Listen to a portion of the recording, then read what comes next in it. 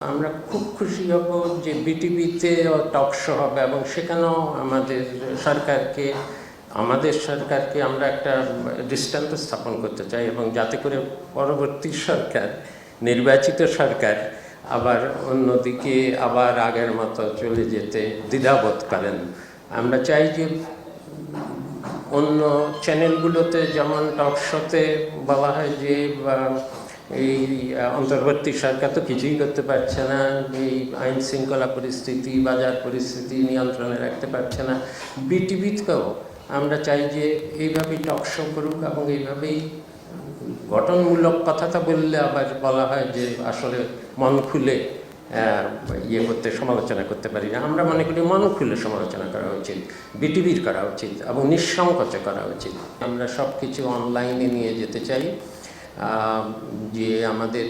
পরিকল্পনা প্রকল্পগুলো যখন বিভিন্ন পর্যায়ে তৈরি হয় এবং পাস হওয়ার জন্য একনেকে বা পরিকল্পনা মন্ত্রীর কাছে আসে, সেই পর্যন্ত যত কিছু আছে এগুলোকে অনলাইন করে যাওয়া এবং তার থেকে পরীক্ষা করে দেখতে হবে কোনগুলো সংবেদনশীল এবং সম্পূর্ণভাবে সবাইকে খুলে দেওয়া যাবে না, কিন্তু কারণ সিকিউরিটির কিছু ব্যাপার আছে। কিন্তু যেগুলো আমি মনে করি যে যতদূর সম্ভব এগুলো মানুষের জন্যই তো প্রকল্প, মানুষের উন্নয়নের জন্য প্রকল্প, কাজে এগুলো যত বেশি সবাই অ্যাক্সেস করতে পারে ততই ভালো। জুলাইয়ে যদি ছাত্র জনতার যে অভ্যুত্থানের ফলে সরকারের পতন হলো, এটা ঠিক কখন হবে আগে থেকে তো বলা যায়নি যে সরকারের পতন হবে, এবং এর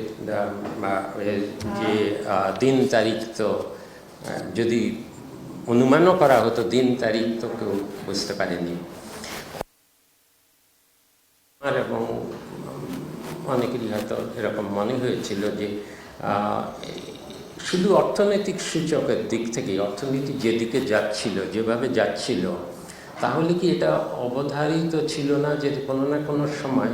এই সরকার আসলে টিকতে পারবে না?